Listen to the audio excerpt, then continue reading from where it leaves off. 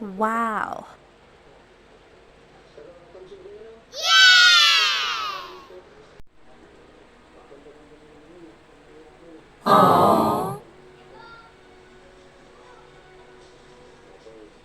Wow.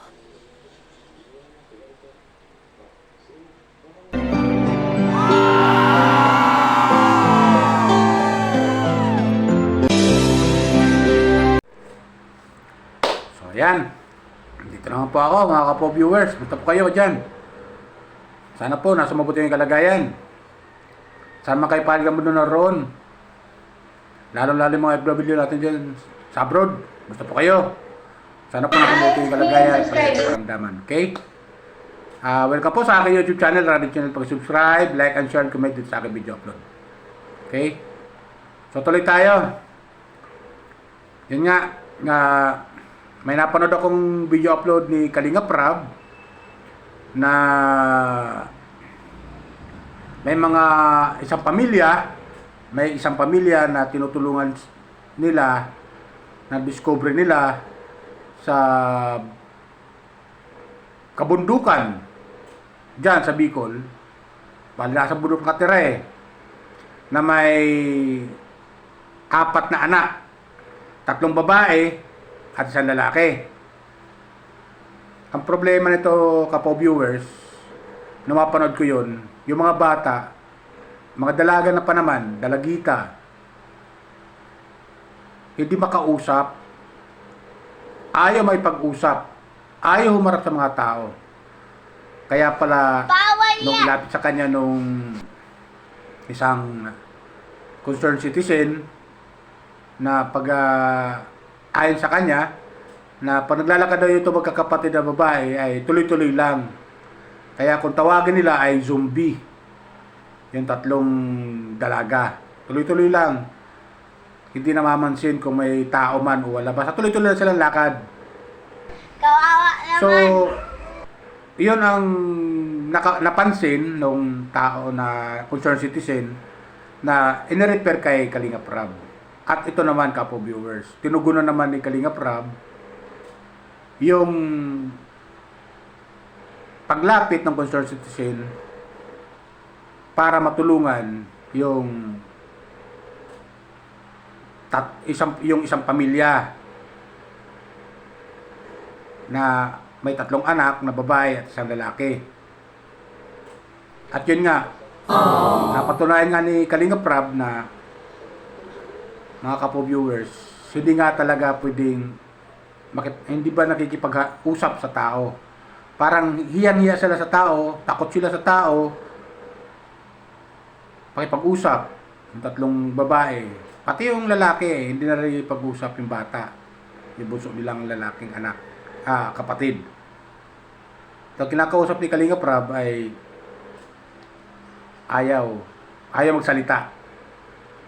Magsalita madalang lang. So, doon natin nakikita na karapat-dapat talagang tulungan ni Kalinga Prab at mabigyan ng atensyon, kasi kung totoo yung balita ko na hindi nag-aaral itong mga batang ito, mga dalaga na pa naman. O, di ba, kapo-viewers? So, nakakaawa para sa akin bilang isang viewers na napanood ko, naawa ko doon. Malalaki na pa naman, mga dalaga na pa naman, tapos hindi marunong makipag-communicate sa tao. So, hindi marunong makipag-usap sa tao, sa ibang tao. Katulad nila Kalinga Prab. Di ba? Hindi katulad ng mga dati niya, mga tinutulungan, mga beneficiary, nakikipag-usap. Di ba? Pero dito, sa napanood kong video upload ni Kalinga Prab, grabe, bilang isang viewers, naawa talaga ako. Kawawa naman. So, kailangan talaga ng atensyon. Di ba? Kailangan talaga ng atensyon ng kinauukulan. Di ba? Hindi lang kay Kalinga Prab. Pwede naman ilapit yan yung magulang sa DSWD para kahit paano mabigyan ng kaukulang pansin. Di ba?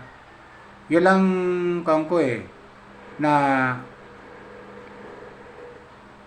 nakikita kong paraan para itong mga bata ay maturuan ng maayos kung paano makipag-usap sa ibang tao, di ba?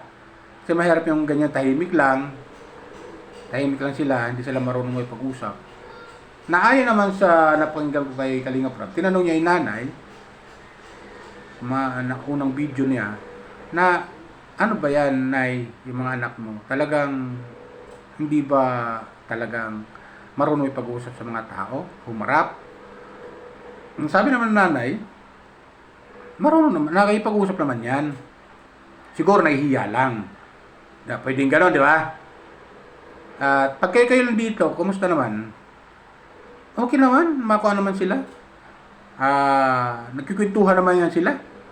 Sabi ng nanay. So, Wow. okay naman pala. Ang problema lang sa mga bata na to, kapwa viewers, pag sa ibang tao na, tahimik sila. Di ba? Tahimik sila. Di kaya sa sobrang paggalang lang nila dahil may mga tao na, ibang tao na bumisita sa kanila, kaya di sila nagsasalita. Kaya nahihimik lang sila. Di ba? Baka may masabi sila na hindi maganda. Ganun ba yon? Pero sa pagtatanong-tanong naman ni Kalinga Prab, maganda naman yung kanyang pakikipag-usap. Kaya sabi ng Kalinga Prab, pag may magkipag-usap sa inyo, magsalita kayo. Diba? Para malaman kung ano bang nararapat, di ba? So tama lang si Kalinga Prab. Okay mahiya, okay matakot sa amin, sabi ni Kalinga Prab. Mga tao rin kami katulad nyo. Okay mahiya. So maganda yung gustong ipakita ni Kalinga Prab doon sa tatlong dalaga. Doon sa tatlong dalaga at saka sa kapatid lang lalaki. Di ba? Maganda.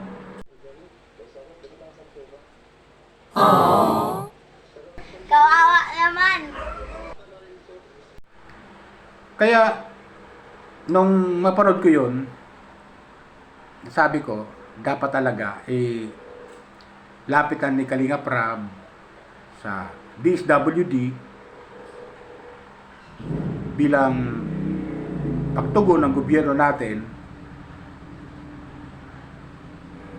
doon sa mga bata para kahit paano mabigyan ng atensyon.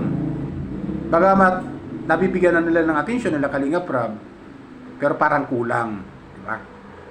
So, kailangan nito ang DSWD kasi sila yung pwede makipag-usap, makipag-communicate doon sa pamilya. Lalo-lalo sa mga bata, na mga dalagang pa naman. E paano kung magawin sila ng syudad? Di ba? Baka mabuli lang sila. Kasi hindi sila marunong makipag-usap sa kapwa. Tahimik lang sila. Pag tinanong mo, tahimik lang sila, siyempre, maaari mabuli sila. Bagamat may batas tayo na ang bullying, bawal. Di ba? Pero para sa akin, nakakaawa naman. So, kailangan talaga ng atensyon ng ating gobyerno dito para matulungan. Bukod kay Kalinga Prab, matulungan din ang ating gobyerno. Di ba? Kasi sila Kalinga Prab, marami silang nakasikaso din na mga beneficiary din nila, na binibisita din nila. Di ba? Kapwa viewers. So, busy rin sila. Pero ang ating kinaukulan, bagamat marami rin silang ginagawa, siguro may tao silang ilalaan dyan na pwede lang ipadala at yun nga makipag-usap sa mga bata. Di ba? Kahit doon lang sa bahay lang nila. Di ba? Parang, yung parang teacher. Gano'n, di ba? Na paglalaanan nila ng oras. Kasi sila Kalinga Prab, sandali lang pinakamatagal na isang oras sa pag-usap nila sa tao. Doon sa mga bata. Samantala kung ang ating gobyerno, DSWD, pwede siguro 3 oras hanggang 5 oras naman. Hanggang sa matuto kahit paano, kahit kunti lang na makipag-usap sa kapwa. Di ba? Ganon yon, kapwa viewers. Para at sana doon sa magulang ng mga bata, doon sa mga dalaga na yon, sa apat niyang anak, yung magulang dapat kausapin niya yung mga bata na makipag-usap din kayo. Huwag kayong magtahimik lang. Di ba? Sabihin niyo kung ano nararamdaman ninyo, kung ano sa loobin ninyo, para may address kung anong nararapat. Natulong. Di ba? Kapo viewers. So tama yung ginagawa ni Kalinga Prab na sabi niya, huwag kayong mahiya. May pag-usap sa amin. So, shoutout sa'yo Kalinga Prab ha. Shoutout sa'yo Kuya Bal. At sa team mo na nandyan. Tiyaga talaga pumunta dyan. Bagamat medyo may kalayuan, pero nagtiyagaan nila talaga puntahan kasi nga gusto lang makatulong. So, ganun ang Kalingap talaga. Lalo na si Kalinga Prab. Di ba? Nakakatuwa naman na pinasyalan nila. At salamat din doon sa concerned citizen na kapitbahay nila na bagamat magkapitbahay sila pero may distansya, may kalayuan, distansya, ay salamat na ipinarating niya kay Kalinga Prab para nga naman matulungan kung anong nararapat na tulong ang ibibigay. Di ba kalayo, Kapo viewers? Napakaganda. Kaya itong naulit-ulit yung Kapo viewers, talagang suportahan natin lalo si Kalinga Prab, si Kuya Bal, Kalinga Prab, Ate Edna, at si Ate Jack.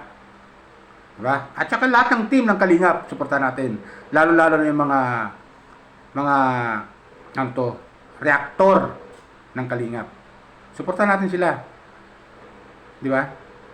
At yun sa akin po, viewers. Paalala ko lang po sa inyo. Pa-subscribe naman po, like and share. Dito sa aking comment. Dito sa video. Doon sa napad kong video upload ni Kalinga Prab. Tungkol doon sa isang pamilya na may 4 na anak, 3 babae, 1 lalaki. Di ba? Napakaganda para sa akin na pinuntahan ni Kalinga Prab. Kaya saludo kay Kalinga Prab. At ang kanyang team. Napakaganda. Kasi kahit paano, masasanay na rin yung mga bata may pag-usap. Bagamat madalas, paminsan-minsan sila pumunta roon, pero balang araw, matututo na rin sila humarap kay Kalinga Prab. Bagamat humarap sila, pag tinatanong ni Kalinga Prab, bihira lang magsalita, siguro masasusunod, medyo may pag-communicate na sila. Yan lang kailangan magipag-communicate lang sa kapwa Di ba? So nakakaawa. Kailangan talaga ng atensyon ng ating gobyerno na paglalanan talaga na ilang oras man lang para kahit paano matuto sila kung paano sila makipag-communicate sa kapwa. Di ba? At balita ko hindi ata nag-aaral yung mga bata. So kawawa, sayang. Hindi naman habang buhay magkakasama sila ng magulang niya, ng nanay nila. Paano kung wala ni nanay nila at hindi sila marunong ipag-usap sa kapwa? Di ba? Paano ngayon paparting nila yung kailang hinaing sa loobin kung hindi sila marunong ipag-usap sa kapwa? Takot sila makipag-usap sa kapwa. Di ba? Kapo viewers. So, yun lang sa akin. Tuloy lang po tayo. Lahat ng viewers ng Kalingap, welcome po kayo sa aking YouTube channel. Like and share and comment. Okay? Lahat ng viewers ng Pugong Biyahero, welcome po kayo sa aking YouTube channel. Like, share and comment. Gawin din ang Katekram, Daddy Frankie. Shoutout sa inyo lahat. Business, Papa Dins, Roelo Balalag. Shoutout po sa inyo lahat. At lahat ng team ni Roelo Balalag.